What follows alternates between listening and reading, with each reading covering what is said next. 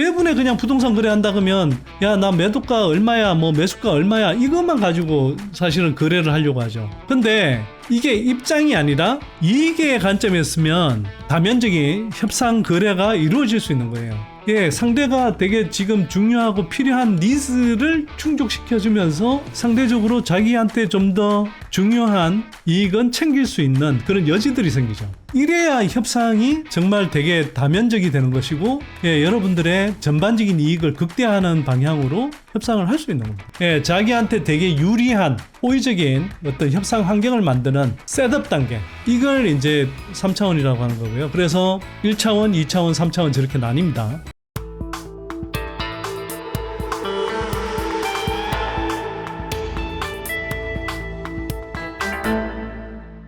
그 3차원 협상이라는 것의 개념을 설명해 주기 위해서 기본 개념 몇 가지만 좀 소개해 드릴 거예요. 예, 협상에서 ZOPA라는 게 있습니다. ZOPA는 뭐냐? 저기 나오듯이 Zone of Possible Agreement라고 해서 협상이 이루어질 수 있는 잠재 영역을 ZOPA라고 합니다. 예, 그러니까 잠재적인 그 합의에 이를 수 있는 zone, 범위, 를 이제 조파라고 하고요. 그게 뭐냐면 조파가 형성된다라고 하는 건 이런 겁니다. 예를 들어서 사려고 하는 사람이, 예를 들어서 이 블랙볼이, 이거 실제 가격은 안 그렇겠지만 블랙볼이 이걸 나는 이거 최대 10,000원까지 주고 살 수 있어. 이게 이제 구매자고요. 예를 들어서 팔겠다는 사람은 나는 이거 팔 수 있는데 최대 8,000원까지 내려서 팔 수 있어. 그 이상은 받아야 돼. 그러면 사고자 하는 사람은 최대 10,000원까지 줄 수 있어. 그러나 싸면 쌀수록 좋겠죠. 그리고 팔고자 하는 사람은 8,000원까지 낮출 수 있어. 그러나 비싸면 비쌀수록 좋겠죠, 이 사람은. 그런데 이 두 사람이 사고 파는 거래가 이루어지려면 어떻게 해야 돼요?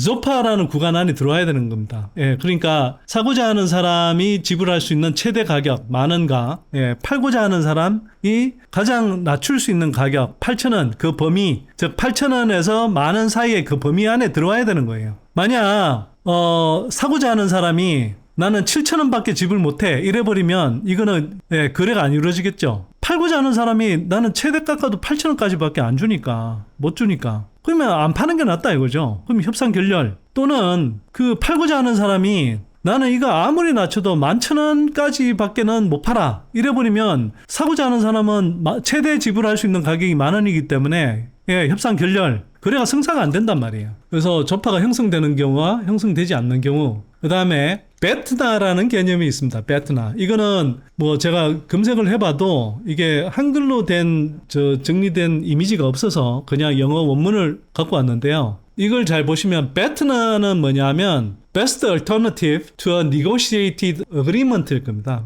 Negotiated, 지금 협상되는 안에 대한 to Best Alternative, 최선의 대안. 자기가 이런 대안들을 갖고 있어. 근데 그 중에 지금 협상하고 있는 것보다 가장 나은 대안이 뭐냐, 이걸 이야기하는 겁니다. 그냥 뭐 예를 들어서 편하게 생각하는 개념으로는 어떤 협상을 할 때 우리가 예를 들어서 여러 다수의 그 어떤 협상 조건을 가지고 이제 그 협상을 한다고 하면 내가 최선이라고 생각하는 건 잘만 되면 이게 이제 최선이니까, 예를 들어서 A라는 협상을 한단 말이에요. 하는데 A라는 협상을 하는데 A라는 협상안에 대해서 내가 생각하는 가장 좋은 협상안이 나오면 좋죠. 제일 좋죠. 근데 그게 아니다. 그러면 내가 그 다음으로 가질 수 있는 되게 좋은 협상안이 있다. 그게 이제 우리의 뭐 협상 대안이라고 할 수 있겠죠. 그냥 우리 좀 쉬운 말로는. 그 다음 좋은 협상 대안. 이 뭐냐? 사려고 하는 사람이 이 사람 말고 또 다른 사람이 있어. 사려고 하는 사람은 10,000원까지, 최대 10,000원까지 지불해 줄 수 있다고 그랬죠. 그런데 자기가 팔려고 하는 어떤 업자한테 갔더니 이걸 9,500원에 주겠대. 이미 그래서 이 사람은 최소한 9,500원에 살 수 있는 대안을 갖고 있는 거예요. 그게 뭐 9,500원, 9,700원, 9,800원 뭐 이렇게 여러 개가 있을 수 있는데 그 중에 가장 깎아서 9,500원까지 내가 그 가장 좋은 대안을 갖고 있어. 그러면 이제 지금 이 협상 테이블에 앉은 이 팔려고 하는 사람하고 이제 거래를 하려고 하는데 이 사람이 예를 들어서 뭐 9,600원까지는 주겠다. 그러면 이 사람은 이미 9,500원에 살 수 있는 옵션을 갖고 있으니까, 대안을 갖고 있으니까 굳이 이 사람의 제안에 응할 필요가 없죠. 예, 그러면 퇴짜를 놓는 거죠. 그러면 이 사람은, 팔려고 하는 사람은 아까 8,000원까지 팔 용의가 있다고 그랬죠. 그러면 그 사람한테 한번 이걸 한다고? 그래, 그러면 내가 수정 제안을 해서 9,300원 불러볼까? 그래서 9,300원을 불렀어. 예, 그러면 이 사람은, 사려고 하는 사람은 9,500원보다 9,300원이네. 좋은데? 물론 여기서 이제 더 깎아보려고 할 수도 있죠.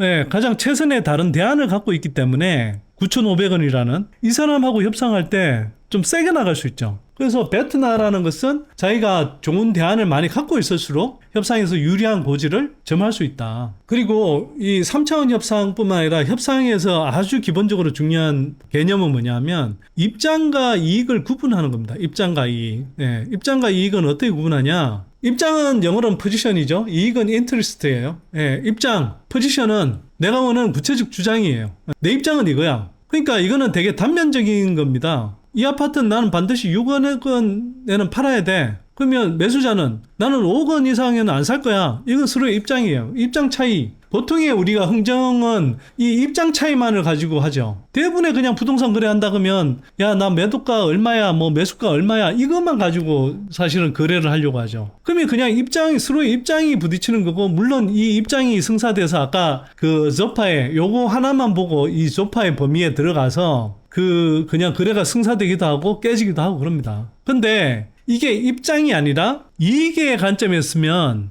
굉장히 다양한 다면적인 협상 거래가 이루어질 수 있는 거예요. 그런 입장을 내비치게 된, 그런 주장을 하게 된 숨어있는 이유, 근본적인 이유라는 겁니다. 매도자의 입장은 지금은 6억 원이지만 이 6억 원을 부르는 이유는 나는 양도세도를 줄이고 새로운 집 계약금에 필요한 최소 자금을 확보할 필요가 있기 때문에 6억 원 정도는 있어야 돼. 이런 거고, 매수자는 5억 이상은 안 된다는 것은 그 이면의 이익은 뭐냐면, 입장은 이거지만 이익은 대출 한도도 그렇고 이사 시점을 맞추면 먼저 살던 집에서 돈 빼왔을 때 빼올 수 있는, 그러니까 받을 수 있는 전세 보증금의 규모도 그렇고, 또 아이 학교 전학 문제 해결을 위해서도 내가 그때까지는 이 자금밖에 마련을 못해. 이런 식의 이익이 있는 거죠, 이익. 그러면 입장은 충돌할 수 있지만요, 저 이익은 사실 잘 보면 서로 다른 이해관계를 갖고 있어요. 그리고 저거는 서로가 중시하는 이익을 서로 충족시켜주면서 바꿀 수 있는 겁니다. 물론 이익이 6억 원, 5억 원, 이 가격을, 매매가를 낮추는 게 유리한 거고, 그것도 이익의 일부이죠. 입장이긴 하지만 이익의 일부이고, 매도자 역시 그 가격이 이익의 일부예요. 그러나 이익이라는 것은 단순히 가격뿐만 아니라 여러 가지들을 포괄할 수 있다. 그리고 그 이익은 입장 관점에서 보면, 매매가를 기준으로 한 입장에서는 매도자와 매수자가 정면으로 부딪히는 것 같지만, 이익으로 넓혀보면 다양한 이익 중에는 여전히 서로가 가격 같은 경우는 부딪힐 수도 있지만, 예를 들어서 세금을 줄인다든지 대출 한도를 맞춘다든지 또는 이사 시점을 조절한다든지 하는 것은 서로가 주고받을 수 있는 이해관계가 생겨요. 그러면 그런 것들을 서로 조합해서 상대가 되게 지금 중요하고 필요한 니즈를 충족시켜주면서 상대적으로 자기한테 좀 더 중요한 이익은 챙길 수 있는 그런 여지들이 생기죠. 이래야 협상이 정말 되게 다면적이 되는 것이고, 여러분들의 전반적인 이익을 극대화하는 방향으로 협상을 할 수 있는 겁니다. 그리고 이걸 잘 알면 알수록 협상은 더 좋은 결과를 낳습니다. 그래서 그 협상이라는 것이 윈윈 게임은 전혀 없고, 그냥 내가 더 좋아지기 위해서는, 내가 더 유리하기 위해서는 상대방이 나빠져야 돼 같은 윈-루즈 게임 또는 마이너스 게임, 제로섬 게임, 이런 정도로 생각한다면 이 협상이 잘 실행될 여지가 없죠. 근데 그게 아니라 상대방도 그렇고 나도 그렇고 협상을 이런 차원에서 제대로 이해한다 그러면 서로 주고받을 수 있는 이해관계의 폭이 넓어지기 때문에 오히려 서로가 만족감을 올릴 수 있는 그런 협상 결과를 만들어낼 수 있습니다. 파일을 키우려면 입장 대신 이익에 집중해야 되는 겁니다. 그래서 숨은 교환 가능성을 발견할 수 있다. 입장만 보면 가격이 서로 원하는 가격이 다르니까 평행선을 달리죠. 하지만 이익을 보면 매도자는 연내에 빨리 현금화하는 게 그래서 돈을 받는 게 중요할 수도 있고 매수자는 내년 2월에 입주하는 것이 중요할 수 있고 예, 시점 조율을 통해 거래 승산을 할 수 있고 가격도 절충이 가능한 겁니다. 그러니까 서로 주고받을 수 있는 다른 것들이 생긴다는 거죠.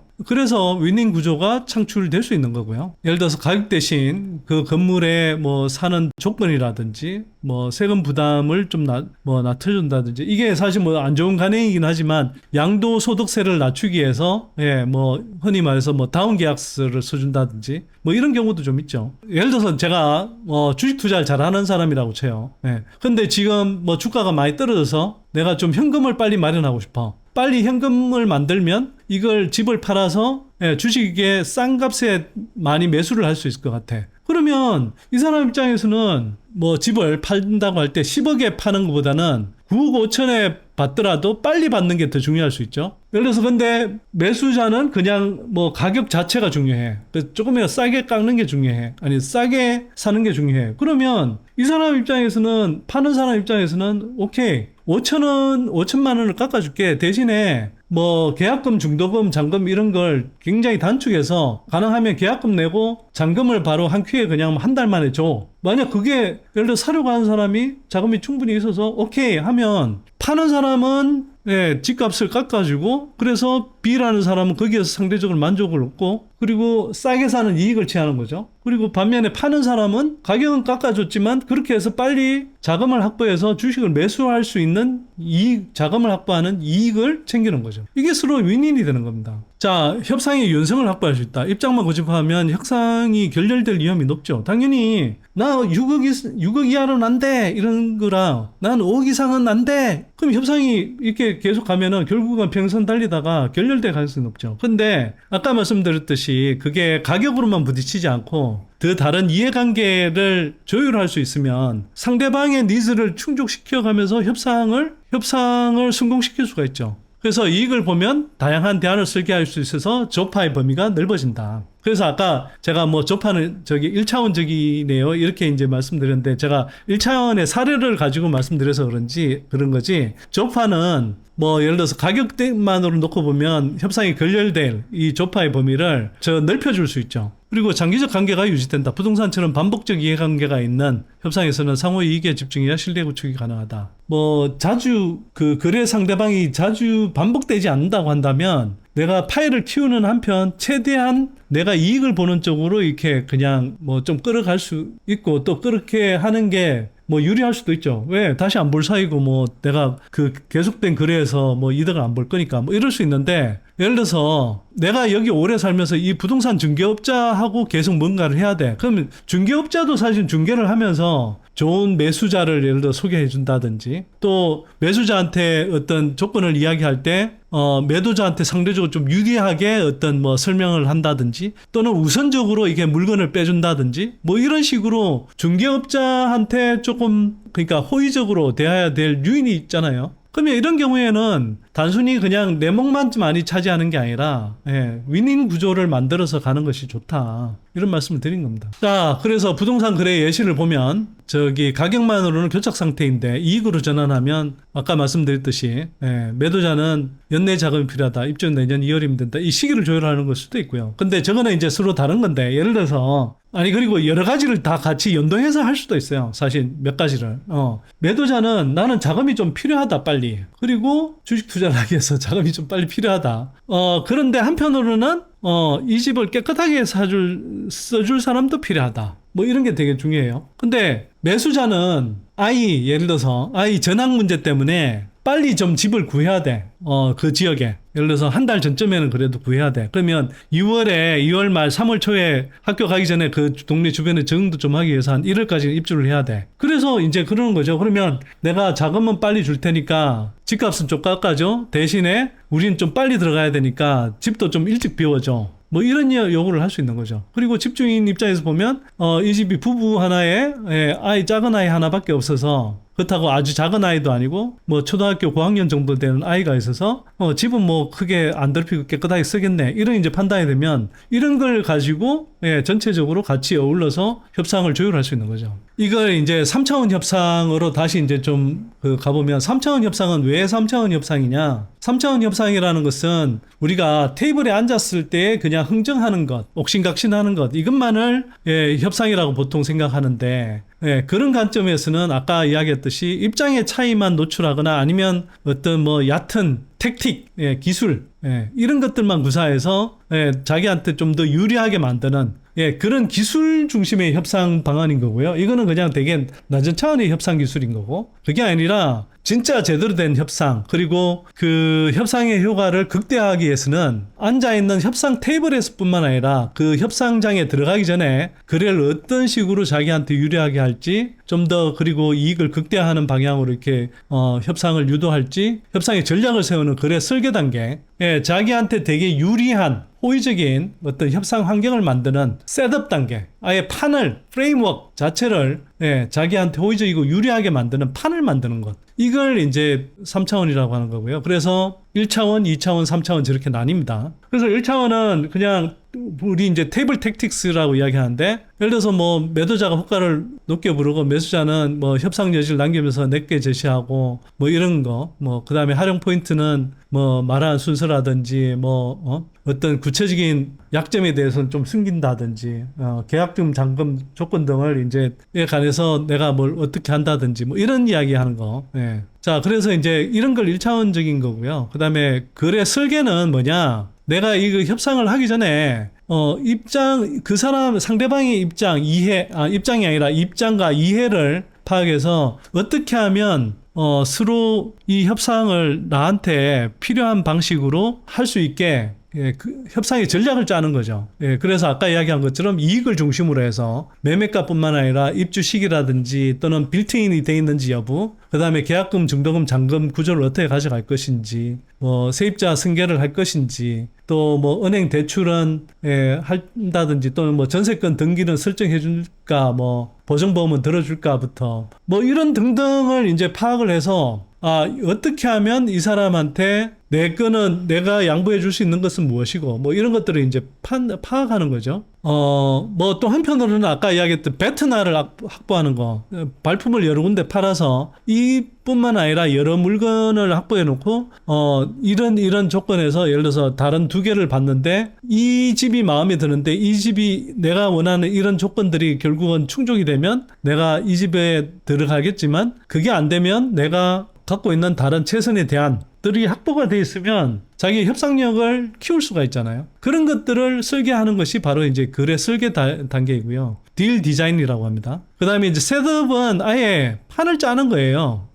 협상 지형을 어떻게 바꿀까. 예를 들어서 시장이 매수 우위인 것 같다. 매도자 우위인 것 같다. 그럼 예를 들어서 금리가 떨어지는 흐름으로 갈 것 같아. 그러면 내 입장에서 보면 금리가 점점 떨어질 거니까 금리가 떨어지는 분위기이고 그러면 내가 이제 상대적으로는 거래에 있어서 금리 흐름만 보면 급할 게 없는 것이고 예를 들어서 정부 대출 규제를 완화한다 이러면 이 대출 규제를 완화하면 상대적으로 정부가 집값을 올려주겠다는 시그널일 수 있으니까 급하게 서두를 이유가 없는 어떤 환경이 되는 거죠. 그런 것들을 파악한다든지 반면에 최근에 한 것처럼 정부가 대출 규제를 조인다. 그러면 당분간은 좀 집값이 약세를 보이고 그 다음에 거래가 소강되겠네. 이런 시점에 내가 산다고 하면 상대적으로 좀 싸게 살 수 있겠네.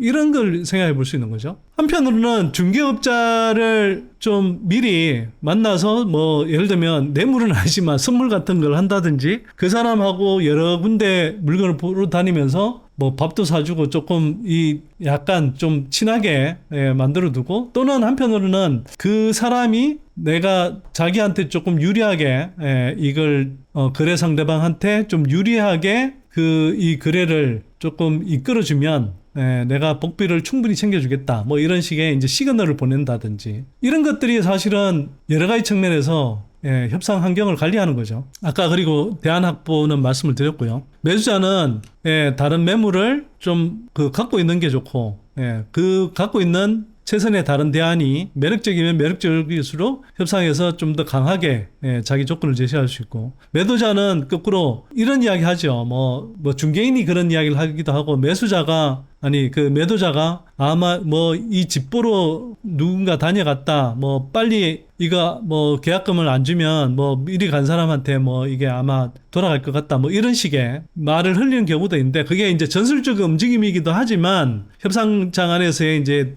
자기가 유리한 고지에 쓰기 위해서 이제 흘리는 말이기도 하지만, 실제로 그런 복수의 여러 잠재적인 매수자를 뭐 확보하고 있으면 그만큼 유리한 게임의 판 위에서 시작을 하게 되는 거죠. 자, 그래서 부동산 거래형 3차원 협상 전략 체크리스트를 보면 이런 걸 한번 생각해 보실 수가 있죠. 실거래가는 확보하고 있는 게 좋습니다. 또는 인근 매물 시세를 확인하고 있는 게 좋고요. 예를 들어서 갔는데 뭐 집주인이 팔려고 하는 사람이 이거 뭐 최근에 이거 원래 한 뭐 15억 원은 받아야 되는 겁니다, 뭐 이렇게 이야기하면, 예를 들어서 이 사람이 최근에 국토교통부 실거래가를 봤더니 13억에 나간 게 있어. 그리고 층도 비슷한 조건에 13억에 나간 게 있어. 그러면 이게 실거래가를 확인해 봤더니 뭐 15억은 사실은 호가고요. 실제로는 그렇게 팔리진 않고 최근 거래 가격 한 13억 정도가 최근에 팔린 가격이다, 이렇게 기준을 제시해 버리는 거잖아요. 근거 있는 기준을 제시하는 거, 이런 게 되게 중요한 기술이거든요. 그 다음에 예를 들어서 이게 가격이 나온 지 오래됐어. 그러면 가격이 나온 지 매물이 나온 지가 오래됐어. 그러면 매물이 나온 지 오래됐을 때 이걸 보고 사려고 하는 사람 입장에서 보면 그걸 이용해서 살 수는 있지만, 이 사람은 이제 팔려고 하는 사람은 좀 임자가 누군가 나타나면 팔려고 할 마음이 강하잖아요. 그러면 살 수 있는 의지는 보이면서도 조금 뭐 이런 조건을 맞춰주겠다, 주시면 좋겠다, 이런 식으로 이게 좀 압박을 할 수가 있겠죠. 그 다음에 침묵과 순서 이렇게 돼 있는데, 먼저 제시하지 않고 상대 반응을 본 후에 대응한다. 이거는 꼭 먼저 제시하지 않는 게 꼭 정답은 아닙니다. 뭐 상황에 따라서 먼저 제시하는 게 좋을 수도 있고요. 왜냐하면 오랫동안 물건을 내놨는데 안 팔리고 있는 물건이다. 그러면 매수자 입장에서는 먼저 제시를 해볼 수도 있죠. 시장에서 실제로는 한 뭐 4억, 5억점에 거래될 수 있는 거지만 이 사람이 좀 물건을 꼭 팔고 싶어 하는 상황인 것 같으면 그냥 한번 불러보는 거죠. 뭐 자기가 조금 많이 안 주지만 가격은 많이 못 줄 수 있다는 시그널을 보내는 면에서 3억 정도는 제가 드릴 수 있다, 뭐 이런 식으로 한번 시작을 해보는 거죠. 그러면 팔려고 하는 사람은 일단 팔려고 하는 의지 자체가 강한 상태라고 하면 3억까지는 안 따라오더라도 상대적으로 좀 낮은 가격, 사려고 하는 사람의 가격에 근접한 가격으로 따라오는 경우도 있습니다. 이걸 영어로 앵커링, 기준점 설정 효과라고 하는데요. 기준점을 먼저 설정하면 그게 유리한 경우도 있어요. 근데 이게 그 상황에 따라서 다릅니다. 기준점을 먼저 설정하고 제시하지 않는 게 더 나을 수도 있어요. 예를 들어서 이 사람이 어느 정도까지 가격 범위를 생각하고 있는지를 생각하고 나서 내가 거기에 맞춰서 내가 생각하는 뭐 예를 들어서 조건들을 이야기할 수 있는 게 더 유리한 경우도 있긴 있죠. 그 다음에 거래 설계와 관련해서는 저런 요소들, 그 다음에 아까 윈인 제한, 저런 게 되게 중요한 건데, 제가 입주를 늦춘 대신 수리비를 일부 부담해 주시면 어떠냐, 뭐 이런 거. 거래 프레임워크, 환경 관리, 뭐 이런 것들은 아까 이제 대충 말씀드렸기 때문에 저 체크리스트는 참고를 하시고요. 주택 매매를 할 때 매수자와 매도자의 전략이 어떻게 다를 수 있는지, 그걸 1차원, 2차원, 3차원 어떻게 다르게 접근할 수 있는지 이걸 좀 설명해 놓고 있습니다.